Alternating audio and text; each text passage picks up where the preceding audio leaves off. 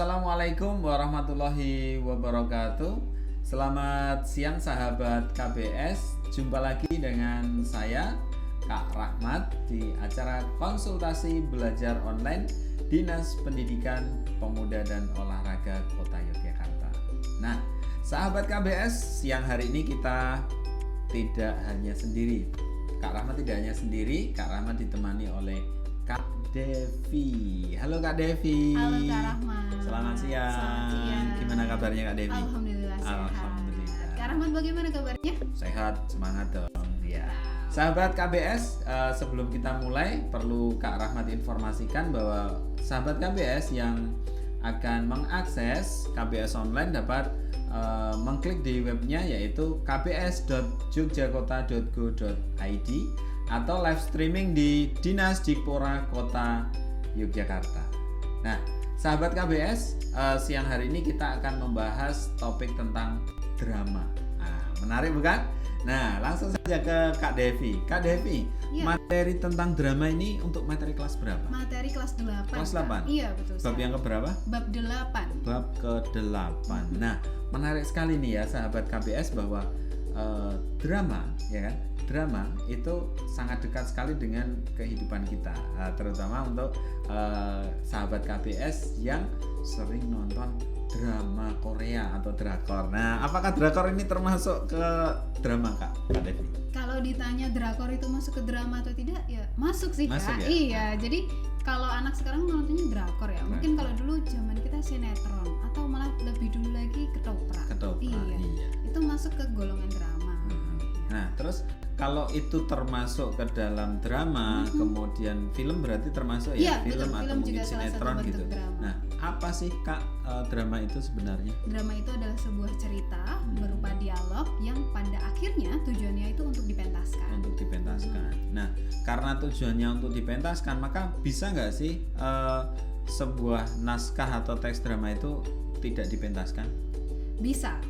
Berarti bisa. Berupa teks saja iya. Itu juga bisa disebut sebagai drama ya Kak? Iya betul, teks drama namanya Kak. Nah, kalau itu tadi sudah disampaikan oleh Kak Devi ya terkait dengan apa sih drama itu. Nah, kalau Kak Devi ini dulu kan ada yang namanya ketoprak. Iya. Nah, kemudian ada ludruk. Iya. Atau mungkin kalau dulu saya sih taunya ini ya, kalau di TV ada Sri Mulat gitu ya. Oh, nah, iya. Apakah itu masuk ke dalam drama Kak? Masuk Kak. Masuk ke dalam drama. Iya, jadi pada dasarnya kan dia sebuah cerita yang diperankan berupa dialog, sehingga itu juga salah satu bentuk drama. Cuman kalau Kak Rahmat bilang ada ketoprak, ada ludruk itu yang kedaerahan dan itu lebih ke budaya kita sendiri. Nah, gitu. Jadi sebenarnya itu juga bentuk pementasan. Misalnya kan nonton Sri Mulat nih, kan di televisi itu Kak. Kok itu disebut pentas? Ya itu pentas, tapi melalui media Kak. Tapi selain itu juga ada yang drama dipentaskan secara langsung, yakni melalui panggung. Mungkin Kak Rahmat pernah nonton di panggung secara langsung? Ya, pernah di Taman Budaya Yogyakarta. Seringnya itu di sana, pernah Kak. Nonton teater di situ. Oke, benar. Disebut teater juga. Oh gitu. Nah Kak Devi, mungkin saya pernah ada istilah tunil, ada istilah tablo. Nah itu apa kaitannya dengan drama itu Kak? Oke, tunil, tablo itu sama dengan drama. Jadi kalau sekarang kita ngetrennya itu di drama gitu ya, dengernya tuh drama. Tapi dulu tuh disebut dengan tunil, disebut dengan tablo, disebut dengan sandiwara, terus ada juga sendera tari. Ya, kayak gitu Kak. Bisa Kak dijelaskan satu-satu itu? Okay. Nah mungkin sahabat KBS yang ada di rumah biar jelas nih. Tunil itu apa sih Kak? Sendera tari itu yang seperti apa? Atau mungkin sandiwara itu seperti apa? Sandiwara itu, kalau sandiwara sendiri itu berarti dari dua kata Kak, sandi dan juga warah. Sandi itu kan bersifat rahasia, warah itu pengajaran. Jadi maksudnya mengajarkan sesuatu secara rahasia. Maksudnya rahasia itu gimana?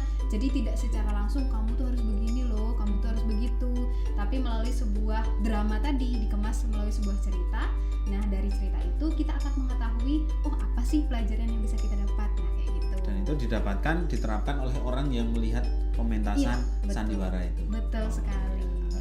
Jadi sandiwara itu hanya istilah sih Kak, istilah yang kalau kita kenal sekarang dengan drama. itu cuma sama aja. Tableau juga demikian, jadi dia hanya istilah lainnya dari kata drama itu. Kalau sendera tari itu ada unsur tariannya Kak, jadi di situ ada tari-tariannya, terus ada musiknya otomatis, terus di situ ada percakapan juga, jadi ada 3 kombinasi di dalamnya. Oke, sendera tari, seni drama dan tari. Oke, ya berarti seperti yang ada di pagelaran di Prambanan ya? Iya, misalnya kayak Ramayana. Kak Rahmat pernah nonton? Belum pernah. Iya, saya juga belum.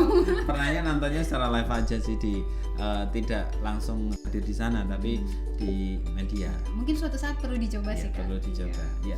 Kak Devi, tadi kan sudah dijelaskan pengertiannya, kemudian juga ada beberapa jenisnya. Nah, kalau ciri dari drama yang membedakan antara drama dengan sastra yang lain, genre sastra yang lain apa Kak? Ya, jadi kalau di dalam drama itu yang pasti sama sih berupa cerita. Kalau ini masih sama ya dengan sastra-sastra yang lain.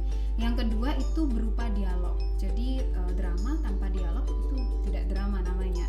Lalu yang ketiga ya tadi yang saya bilang di awal harus dipentaskan. Bukan harus sih tapi untuk dipentaskan. Tujuannya untuk dipentaskan. Tapi tidak selalu dipentaskan kayak gitu. Ya, jadi sahabat KBS, Kak Rahmat terangkan kembali ya bahwa ciri utama drama itu ada bahwa itu berupa cerita atau narasi ya Kak ya. Tapi dikemas dalam bentuk dialog. Betul. Dan tujuannya untuk dipentaskan.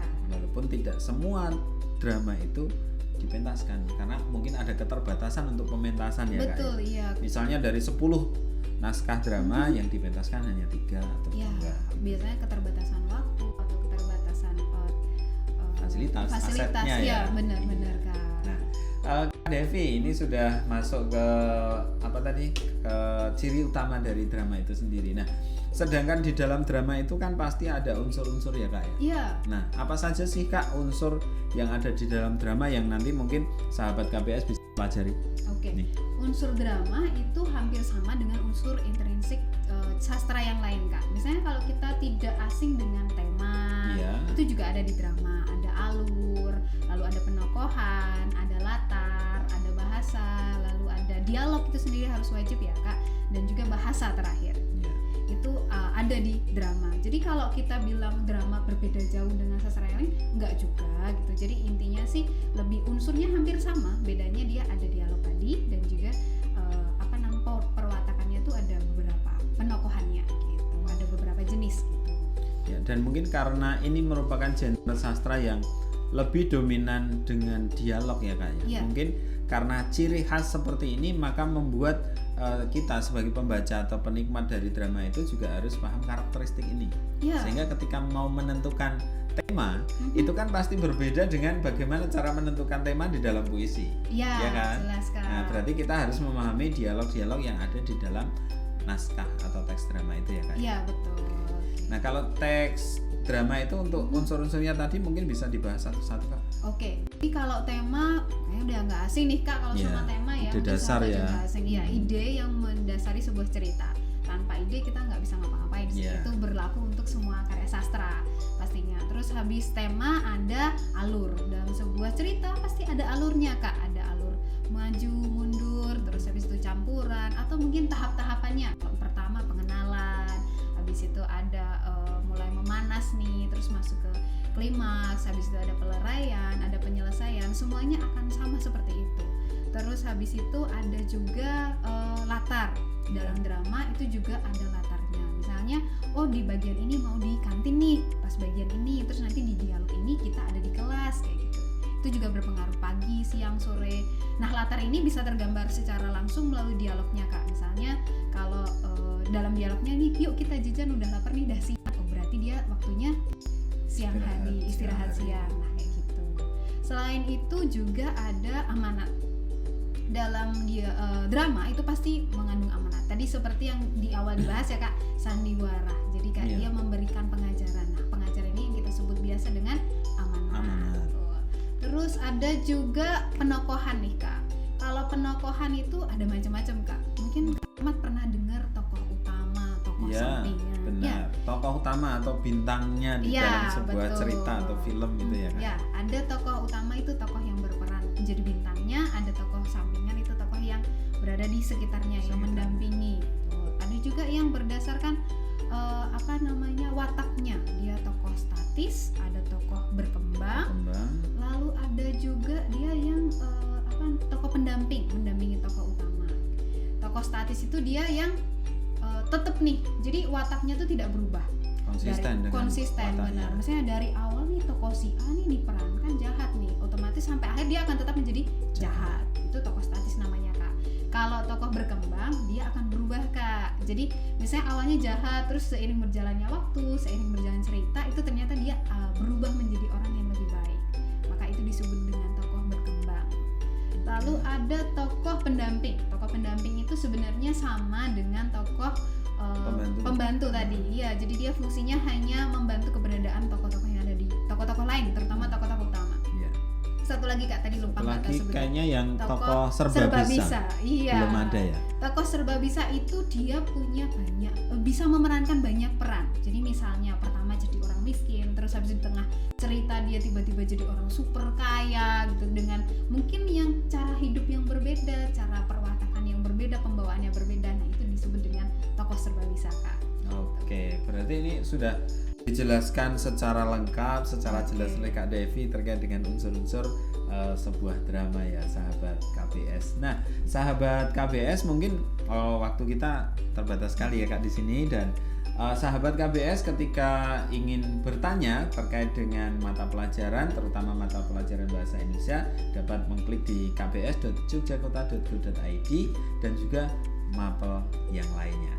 Sahabat KBS bisa bertanya di sana, atau ketika sahabat KBS ingin belajar bisa live streaming di Dinas Dipora Kota Yogyakarta. Nah, di akhir pertemuan ini Kak Rahmat simpulkan bahwa di dalam unsur-unsur drama itu ada tema, ada amanat, kemudian ada latar, ada alur, kemudian ada bahasa, dialog, dan yang terakhir latar.